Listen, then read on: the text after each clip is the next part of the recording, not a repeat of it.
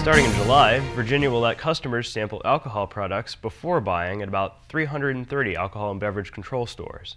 The store owners say the new state law will allow customers to try new beverages. This could boost revenue for them and for the state, but critics say that the sampling law can be abused. The law says customers can only sample about 1.5 ounces, or about a shot, at a tasting event. Thousands of demonstrators marched on the National Mall Monday to let their thoughts on gun control be heard. They obeyed the law and did not bring firearms, but the gun activists made certain that Congress knew they would not give up their Second Amendment rights without a fight. Meanwhile, activists across the Potomac exercised their own Second Amendment rights.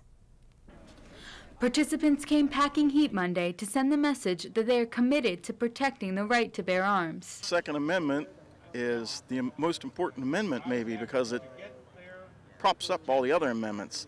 Without it and the citizens able to keep everybody free, a tyrannical government would overrun everything and just throw the Constitution out. Demonstrators gathered at a national park in Virginia, which is the closest they could get to D.C. while carrying firearms.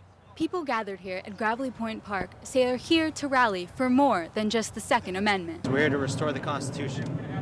In the Constitution, I don't know where it says that the government's supposed to hand out student loans. I don't know where it says that the government's supposed to lock in the student loan rates at a higher rate so that they can tax us to pay for health care. Rally participants made history Monday by being the first group to take their guns to a demonstration in a national park. In Arlington, Virginia, I'm Andrea Posner for District Wire News. Embattled automaker Toyota agreed on Monday to pay a $16.4 million fine to the U.S. government. The fine is for hiding safety defects that cause certain Toyota cars to accelerate unexpectedly. Those problems may have affected over 2 million Toyotas. The carmaker also announced on Monday a recall of 10,000 Lexus SUVs. The magazine Consumer Reports reported last week that the Lexus GX 460 models have a high rollover risk. Only the GX 460s sold since last December of last year are being recalled. A wave of violence hit northwest Pakistan today. A remote-controlled bomb hit a Pakistani army convoy, killing 4 soldiers. In another attack, at least 24 were killed in a crowded market where a political party was gathering. Some are blaming the violence on the alliance with the United States. 74 people have been killed in Pakistan in the last 3 days alone. Support for the U.S. is at its lowest in Pakistan since 2006. U.S.-Israel relations ebb and flow, but the recent row over settlements in East Jerusalem has strained ties between these two allies and stalled Middle East peace talks. Philippa Levenberg reports on how this relationship may fare, for better or for worse. It began with the construction of Jewish housing units in a Palestinian neighborhood of East Jerusalem. Israel announced building plans during Vice President Joe Biden's March visit to the Jewish state, escalating tensions between Israel and America. The U.S.-Israel relationship, I wouldn't argue that it's in crisis, but this isn't just a bump in the road. There's some serious problems here. Israeli Prime Minister Benjamin Netanyahu defended the issue before America's pro-Israel lobby, AIPAC. Everyone knows that these neighborhoods will be part of Israel in any peace settlement.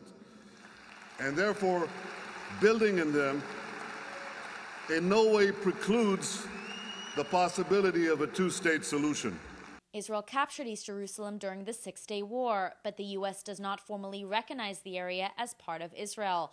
Dr. Guy Ziv, a Huffington Post blogger on Middle East relations, says President Obama is the first American president to openly criticize Israel regarding settlements. The Obama administration is not interested in playing games, and it's not interested in overlooking an issue that's critical to the final status talks.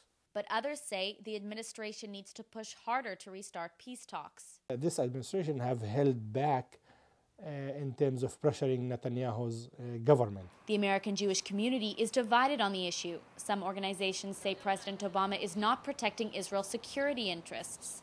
You want to make them feel that the United States has their back, that nothing bad will happen to them. Instead, the administration has threatened Israel and essentially said, we don't have your back, and now if you don't do what we want, we'll be angry. But some Jewish lobbies like J Street support President Obama's approach. As Israel's strongest ally, we need to speak up and we need to say these things when we see them doing something that hurts the chances of peace. Many think Israel remains key to advancing American interests in the Middle East. The United States needs Israel, and of course I think Israel very much needs the United States, and I don't see that changing.